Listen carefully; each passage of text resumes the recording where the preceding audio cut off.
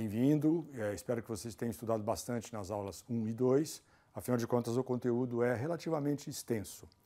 Essa nossa aula 3 é um pouquinho mais consistente, tem um pouquinho mais de informações, então vocês não devem deixar para trás, não deixem para trás. Mantenham o seu ritmo de forma que a gente consiga chegar na nossa avaliação de uma forma bastante consistente, vocês sabendo exatamente o que nós queremos passar para vocês. Nessa nossa aula, nós vamos, mais uma vez, utilizar os nossos 3 livros, sempre lembrando que esse livro é o nosso livro de referência e que vocês encontram na biblioteca da Univesp. É importantíssimo que a cada aula a gente reveja um pouquinho dos conceitos anteriores, porque ao fazer isso, você está automaticamente ligando o seu conhecimento a tudo aquilo que você aprendeu nas outras aulas. Dessa forma, fica mais fácil ligar todos esses conhecimentos. Lembrando, nós temos algumas atividades que valem 49% e a nossa prova final que vale 51%. Lembrem-se do nosso curso, a estrutura do nosso curso. A partir do planejamento, instalações, nós vamos tentar entender o que são as localizações, o projeto de instalações e aí essas são os nossos assuntos, né? O projeto de arranjo físico é o tema dessa nossa aula. De novo na aula, o que produzir, quanto produzir, onde e como produzir são os pontos importantes dessa nossa disciplina. Sem saber isso, qualquer fábrica que você faça, qualquer instalação, não leva a nada, né? O nosso método é um método PFL, dele nós já vimos a estruturação na nossa aula anterior e nessa aula nós vamos continuar com o projeto de fábrica. Lembre-se de uma coisa importante, alguns assuntos, como projeto de edificações e projeto de implantação, serão objeto de outras disciplinas mais adiante no curso, né? Na fase 1, ainda lembrando para vocês, nós vimos a importância do projeto. A importância do projeto é fundamental, cálculo de capacidade, previsão de demanda, estudamos alguns casos. Vocês trabalharam bastante, mas nessa aula nós vamos sugerir que vocês trabalhem bastante, mais ainda. Pergunta, ficar 3 segundos em silêncio para que vocês reflitam sobre essa pergunta, ou essas perguntas. Vocês leram os capítulos dos livros? Não tem desculpa, o livro está na biblioteca. Vocês fizeram os exercícios? Como anda o projeto que nós escolhemos, realmente um lava rápido, justamente para poder chegar e vocês encontrarem facilmente exemplos ao seu redor, na sua vizinhança? Não deixem de fazer isso. No nosso projeto de fábrica, nós temos, que é a parte 2, nós já vimos o projeto do produto e vimos a definição da capacidade, né, aquela noção de espaço e tempo, curto, médio e longo prazo. Esse tema, localização da unidade produtora, a gente vai ver na próxima aula. Vocês têm que estar preparados para poder realmente compreender todas as ligações que existem entre todos esses assuntos. Isso é fundamental para vocês. Ainda recordando, vamos lá, o que é o nosso Bill of Materials, o desenho da máquina? Você tem que saber qual é o desenho, aliás, do seu produto. A lista de materiais tem que ser importante. Toda a árvore de montagem é fundamental que você saiba. Os tempos, eu vou passar rápido esses slides aqui, porque vocês já viram isso, é importantíssimo que vocês consigam, vamos dizer assim, entrar em sintonia com o tema dessa aula. Os tempos de preparação de operação. Sem saber isso aqui, sem saber esses 2 conceitos, é praticamente impossível você fazer qualquer tipo de planejamento. Não dá, né? Então, tem que saber isso. Mais alguns, terminando já essa fase inicial de recordação, nós temos os diagramas de montagem e os diagramas de precedência. Alguma coisa eu tenho que fazer antes do que a outra. Eu não consigo enxaguar a mão sem passar sabão. Entende? Uma coisa antes da outra, sempre. Sem essa noção de, vamos dizer assim, de sequência, isso que nós chamamos de precedências, realmente a fábrica fica ruim e se você tiver a oportunidade de visitar qualquer instalação com um zigue-zague de pessoas, é justamente a falta, é o exemplo clássico da falta dessa preparação, né, desse entendimento. Só para nós lembrarmos, 2 exercícios de apoio, é um pouco da minha personalidade cobrar bastante, então vamos cobrar. Você elaborou o croquis? Você preparou a tabela de veículos? Vocês fizeram isso? O que mais? Vocês identificaram o equipamento gargalo? Estimaram a ociosidade do gargalo em cada dia da semana? Eu tenho certeza que no domingo esse gargalo estava super cheio e na segunda-feira ele estava vazio, né? Ou com pouca gente. Você estimou quantos equipamentos seriam necessários para fazer isso? Olha, nós, praticamente desse nosso vídeo, desse nosso tempo, nós gastamos uma boa parte dela, dessa nossa gravação, cobrando de vocês. Agora vamos à contrapartida. Vamos passar para vocês um roteiro para que vocês estudem. Não se esqueçam, essa nossa aula 3 é uma aula mais, vamos dizer assim, pesada em termos de conteúdo. Esses exercícios que nós vamos passar para vocês, mais à frente vocês vão ver. Mas vamos lá, ainda no nosso Lava Rápido, vamos preparar uma lista de materiais. Água, sabão, o que mais? Esponja.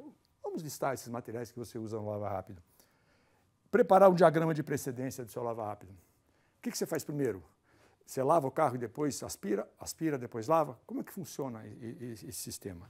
É importantíssimo entender isso. Na nossa aula 3, nós vamos trabalhar do capítulo 9 ao capítulo 12 do livro. É bastante coisa. Não se esqueça, engenharia de produção, engenharia exige que você estude, que você se aplique. O nosso método PFL está aqui, recordando que nós já falamos 2 ou 3 slides antes, só para vocês terem uma ideia, já vimos isso, né? E agora, o que nós vamos ver? Fluxo de materiais. Fluxo de materiais. Você entra num restaurante self-service e você percebe que existe uma certa sequência, uma fila. Ok, você percebe que ele está bem organizado. Em outros lugares, existe um local de salada, um recheio de salada, um de carne, outro de outra coisa qualquer, e eles estão espalhados no ambiente. E você percebe que as pessoas começam a cruzar, né? E começa de repente a procurar, cadê o caixa? Isso significa que o fluxo não está adequado. Algumas rotatórias, em locais de muito movimento, a gente fica pensando, que tal um semáforo, que tal alguma coisa para organizar o fluxo?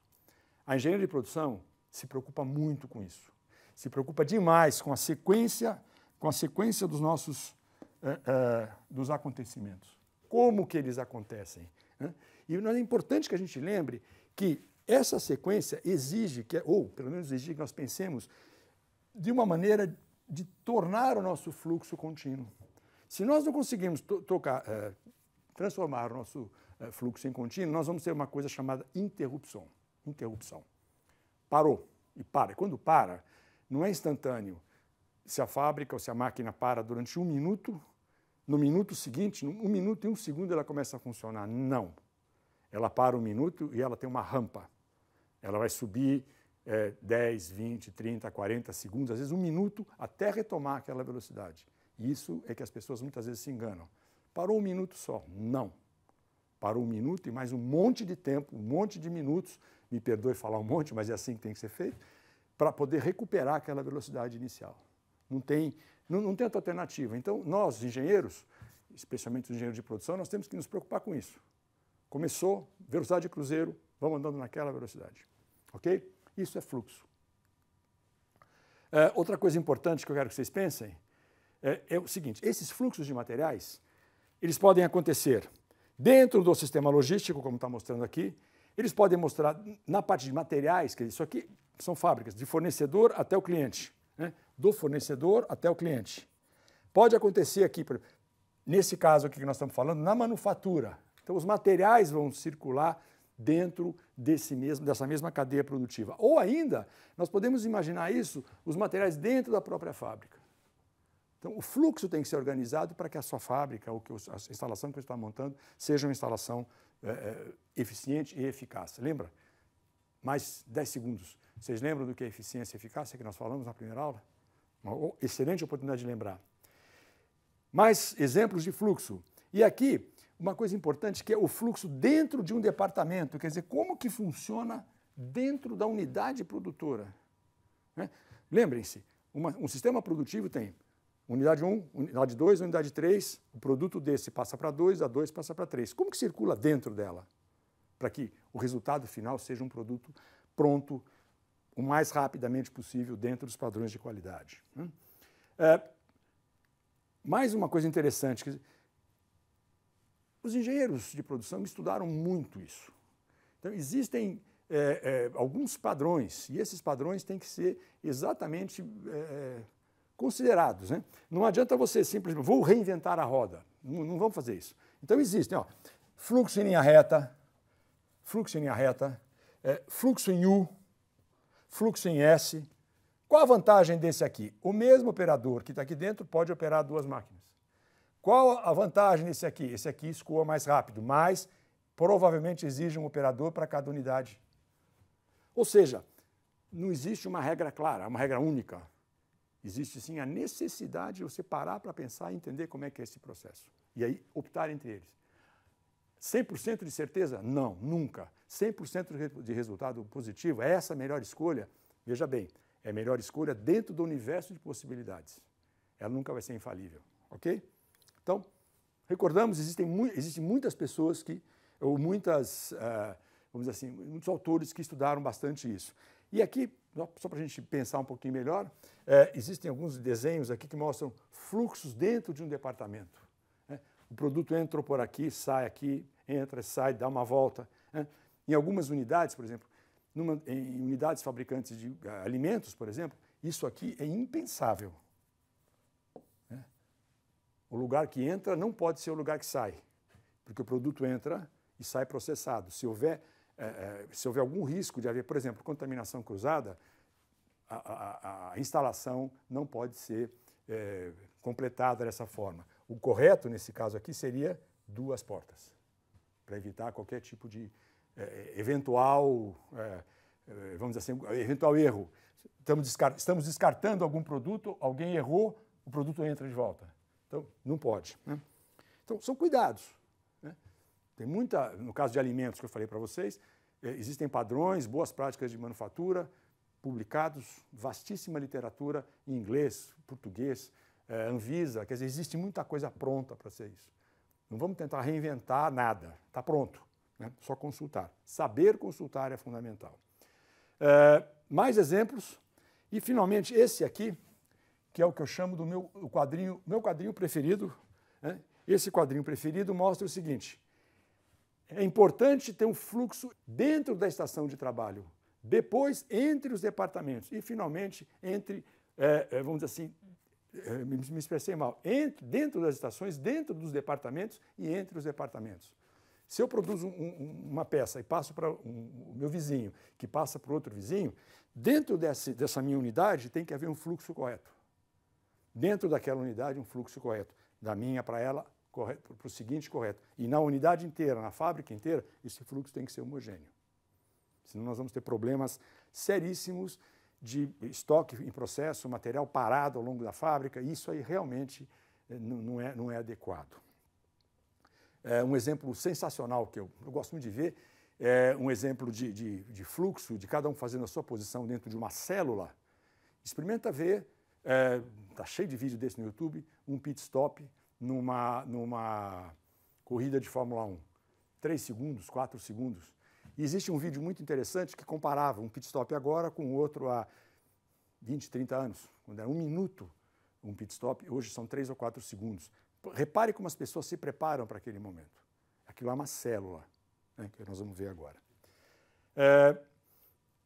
Há uma discussão interessante entre o que vem a ser um processo de produção e o que é processo de fabricação. O nosso autor diz que processo de produção é para serviço e que processo de fabricação é para bens. Há muita discussão sobre isso, então eu deixo aqui um alerta para vocês. Né?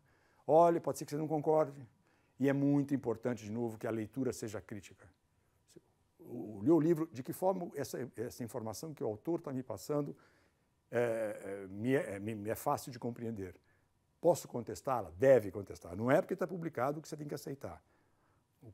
Nossa compreensão tem que ser absolutamente serena, correta, lúcida, para que o assunto seja absorvido e a gente aprenda. Por isso que eu deixo essa discussão aqui para vocês. Ainda o nosso autor menciona 5 tipos de processos. Nós vamos ver um pouquinho de cada um agora. Projeto, job, lotes, massa e contínuos. Não se preocupe, isso aqui é exatamente o quadro que está no livro, se você tiver no acesso à biblioteca eletrônica. É exatamente isso. Meio espichadinho assim, mas eu acho que é importante vocês saberem que é esse mesmo. Olha lá, a principal ideia de um processo para o projeto é assim: você tem um prédio para construir, uma ponte, uma estrada, algo fixo. Né? E a gente coloca alguns exemplos aqui, mas o mais importante é vocês entenderem que início e fim determinado, intervalo de tempo longo, recursos específicos. Os mapas de processo são complexos. Quer dizer, como é que você constrói um estádio Como é que você constrói um apartamento, um edifício muito grande, né? E aí, eu deixo para vocês duas coisas, né? Ou seja, a palavra discreto para o engenheiro de produção é claríssima, né? Uma unidade. Isso aqui é um exemplo, o link está aqui dentro. Isso aqui é um exemplo de um prédio sendo construído. Nós vamos parar alguns instantes para que vocês assistam esse vídeo, né? Que é um edifício chinês construído em 15 dias.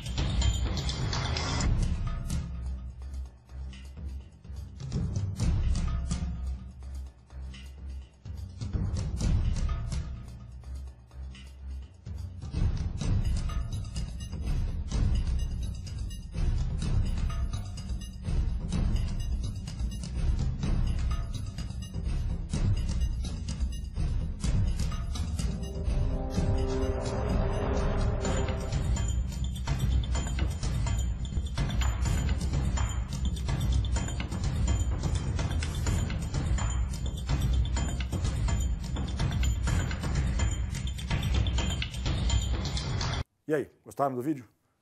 Repararam como não é difícil construir? Não é difícil construir um edifício. Reparem, o jogo de palavras. Desde que haja uma preparação, desde que haja uma constância na construção, em 15 dias um edifício foi construído. Tá bom, você pode me dizer, não, é base metálica, é diferente. Não importa. Repare como é possível fazer um trabalho com um tipo de qualidade como esse, né? Bom, feito esse, vamos falar de jobbing. O que é o jobbing? É também discreto. Imagina que você tem um super show no final de semana na cidade. Um show fantástico, 50 mil pessoas no estádio, ingressos muito caros, e você tem que fazer esses ingressos. Você vai fazer o mesmo ingresso para os 3 dias? Não. Você vai fazer o ingresso do primeiro dia vermelho, do segundo dia amarelo, do terceiro dia azul, por exemplo. A impressão pode ser a mesma? Não. Varia a data. Então, o que eu quero dizer para vocês é o seguinte, cada um dessas impressões é um job. Então, quando você faz um jobbing, você diz, o recurso é compartilhado, é a mesma impressora, a mesma, vamos dizer assim, quase todos os mesmos dizeres, mas há uma pequena variação. Uma alfaiataria, por exemplo, ele tem um padrão de construção, ele vai fazendo sempre a mesma coisa, mas ele usa a tesoura é compartilhada, mas a medida, sob medida, o tamanho de um ombro é diferente do outro, mas a tesoura é a mesma, e cada peça, cada terno, cada calça, sai exatamente como deve ser feita. Ok? Então vimos projeto e vimos jobbing, né? Aí o exemplo de uma alfaiataria para vocês não esquecerem mais. Sempre tem o link de onde eu peguei a figura. O terceiro que eu quero mostrar para vocês é a produção por lotes ou por batelada. Com certeza vocês já viram um recall notícia no rádio, atenção, proprietários do veículo X, marca tal, número de série tal a tal. Isso é o lote. Quer dizer, cada veículo tem um número, naquele lote especificamente, a empresa sabe exatamente o que foi colocado, quais foram os componentes, e sabe que um daqueles componentes pode ser que dê problema. Consulta todo o histórico e fala, olha, esse lote, outra vez lote, esse lote de componentes foi usado nos veículos de número tal a tal. Chama os consumidores para a gente trocar. Esse é o conceito de lote. É o controle, né? O controle desse processo. Então, ok, estamos aqui, mapa de processo menos complexos que os anteriores, mas importantíssimo, né? Que a gente use ou pense até no exemplo dos lotes dos produtos farmacêuticos. Lote tal, prazo de validade tal, ou seja, a empresa controla. Ponto. Como que eu faço a fábrica, como que eu faço a instalação para conseguir ter esse controle? Volta para o exemplo do veículo. Como que eu sei exatamente onde eu armazeno essa informação de que aquele componente foi para aquele veículo?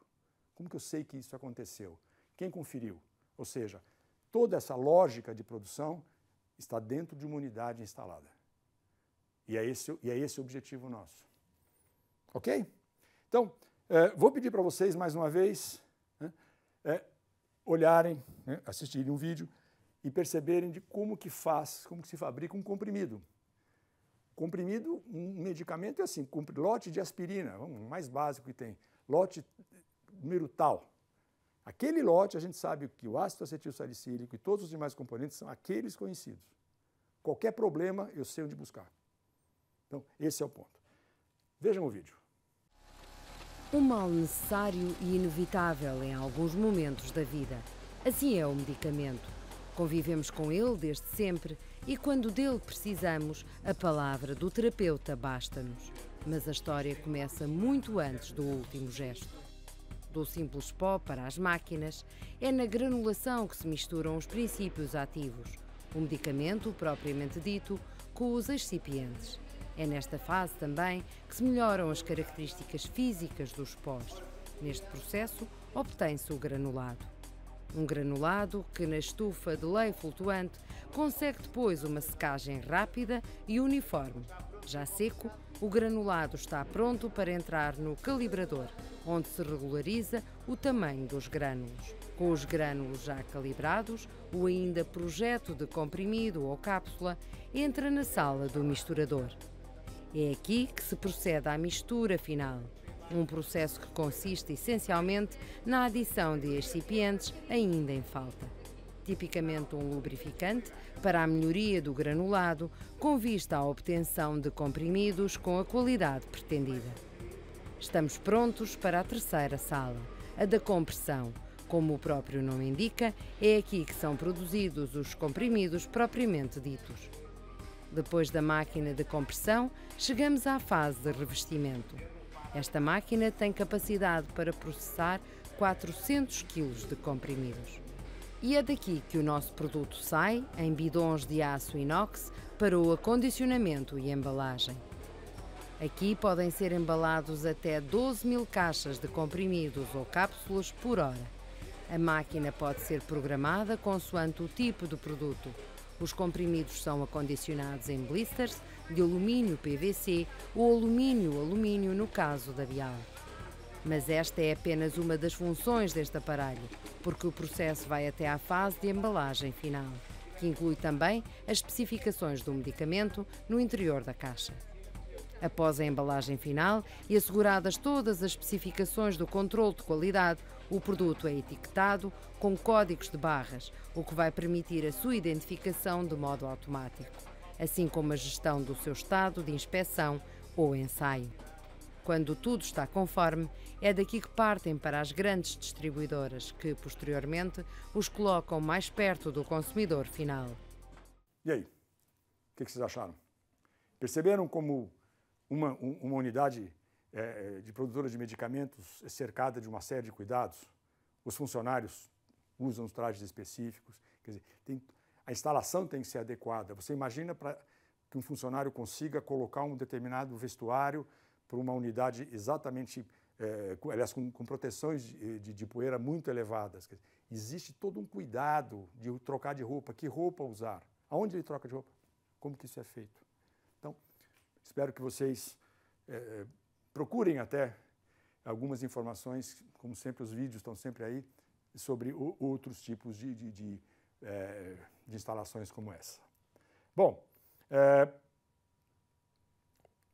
processo de produção em massa é conhecido nosso, né? Produção de automóveis em massa, produção de televisores em massa, quer dizer, é uma quantidade. Os volumes são altos, maiores do que os lotes até, mas o mais importante é que a gente tem que entender que as atividades são repetitivas.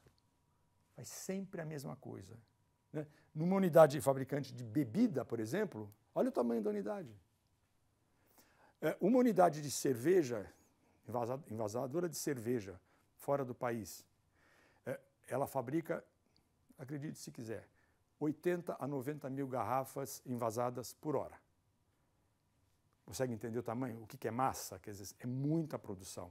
Com isso, nós estamos dizendo que você precisa de uma unidade muito grande, né? Como é que a gente monta uma instalação dessa? É essa a pergunta que você tem que fazer. Lembra, é muito claro para mim, nós estamos nos preparando, nós estamos estudando, mas é muito importante que você que está aqui assistindo essa aula tenha em mente o seguinte aspecto: um dia eu vou fazer isso, um dia eu vou participar de um projeto desse. Então, que tal começar a se preparar agora? E, finalmente, os nossos queridos processos contínuos. Uma refinaria de petróleo, uma unidade produtora de álcool, veja bem, uma refinaria de petróleo. Uma refinaria de petróleo não para à noite para trabalhar, para descansar. Ela funciona meses. E quando ela para, ela demora 3, 4, 5, 6 dias, às vezes uma semana, 2 até parar, e demora 1, 2, 3, 4, 5, 6, às vezes uma semana, 5, 6 dias, desculpe, para voltar a funcionar em regime. Portanto, a produção é contínua e sempre sai a mesma coisa. Pequenas oscilações. Sai sempre gasolina, sai sempre nafta. Um pouquinho acima, um pouquinho abaixo, pequenas variações de processo, mas o fluxo é contínuo. O volume é muito alto e a variedade é muito baixa. Não tem escolher, hoje eu quero gasolina amarela, amanhã eu quero vermelha, é tudo sempre a mesma coisa. Ok? Então, com isso, a gente meio que fecha essa história de produtos. E rapidamente, nós vamos falar de serviço. Digo rapidamente porque é bem mais simples você pensar numa unidade produtora de serviços do que pensar numa unidade produtora de produtos em geral. Vamos lá. De novo o quadro do livro. E aqui nós estamos falando que nós temos 3 tipos de serviços. E vocês vão ver que é bem mais simples a montagem de uma unidade prestadora de serviços somente, né? Vamos lá. Primeiro deles, nessa classificação de serviços, nós podemos dizer serviços profissionais, alto contato. Médicos, advogados, auditores, consultores. Alto contato, o médico é você e o médico. Entende que a montagem de uma instalação para um médico, um oftalmo, que é um médico que tem uma quantidade muito grande de aparelhos, exige um cuidado maior. Mas um clínico geral talvez não precise de tanto cuidado na montagem da instalação. Mas precisa ter luz, energia, temperatura boa, enfim, todas a rede de computador interessante, funcionando, todos os requisitos. Mas não é tão complicado quanto montar uma fábrica de refrigerante que faz 80 mil frascos por hora. Outra coisa são as lojas de serviços. Aqui a gente já começa a complicar um pouco. Quantos de vocês, né, num restaurante, por exemplo, chegaram para almoçar e encontraram aquela fila imensa? Tempo de espera, 1 hora. Pode não ser exatamente aquilo que você esteja querendo, mas, né, nós temos que entender que ele não pode projetar o restaurante para que as coisas aconteçam em alguns segundos, né? Atendimento imediato. Não é sempre que acontece. Então, o que nós fazemos? Nós vamos procurar horários em que há uma menor procura. Mas não importa, né? Isso é uma loja de serviço. Há também os serviços em massa. Esses aqui, né, o tempo de contato é limitado e há pouca customização, né? Um telejornal, para um telejornal você não tem muita alternativa de customização. Bom, encerramos o nosso assunto hoje. Mas, como sempre tem um mas, tem a lição de casa. Então vamos lá. Após a leitura, responda, por favor, essas questões do livro. Procura justificar as respostas. Ah, mas eu tenho gabarito. Não adianta. Vamos entender por que você escolheu A, B, C ou D. Né? O que mais? E há um último olhar nosso aqui sobre o projeto dos recursos de fabricação. Lembre-se, essa nossa aula vai ser um pouquinho mais demorada que as demais, mas a gente vai conseguir chegar no assunto claramente. E é muito importante que você entenda, por exemplo, quais são os... Quando você fala dos produtos que você vai produzir, quais são os materiais que eu vou utilizar. Né? Para esses materiais, por quê? Porque conforme seja o material e conforme seja o processo, fundição ou conformação ou ainda soldagem, tem um roteiro a ser utilizado. Lembra do roteiro? Diagrama de precedências. Né? E aí, a gente mostra para vocês, consultem o livro, tem vários planos de processos, vários. O que eu faço? Aqui é faciais centrar, que máquina a gente vai usar, qual é o tempo padrão, quais são os tempos, por exemplo, qual é o tempo homem, qual é o tempo de máquina. Né? Cronometra, estuda. Lembra, eu tenho certeza que você sabe, você está pensando agora, puxa, eu tenho que saber tudo isso? Com cuidado, você vai aprender, né? e tendo o seu tempo. Bom, nós estamos caminhando para o final. E é muito importante que eu diga para vocês que nós temos que pensar um pouquinho em que tecnologia que nós vamos utilizar para fabricar o produto. Aqui eu vou pedir para vocês lerem. Né? Os nossos slides mostram um roteiro para você estudar. Né? Então, a gente procura colocar algumas informações, e nessas informações, você se preocupa com a movimentação dos materiais, né? Como é que se processa consumidor, onde fica a tecnologia, que tipo de tecnologia que você vai utilizar. Né? Mas, sobretudo, né, procure se informar sobre os exemplos de tecnologia que existem. Vou usar robô, vamos usar uma célula flexível de manufatura. Né? E, só para temperar um pouquinho a nossa maneira de trabalhar, sugiro que vocês deem esse livrinho. A Quarta Revolução Industrial, e se preparem, porque as instalações no futuro não vão ser mais as mesmas instalações do presente. Bom, para provocar vocês mais um pouquinho, temos mais 3 slides só. 2 decisões importantes. Primeiro é fazer ou comprar. Vou comprar de um terceiro ou eu vou fazer? Né? Segundo, que fornecedor eu vou escolher? O seu fornecedor é seu aliado. Ele não é seu inimigo.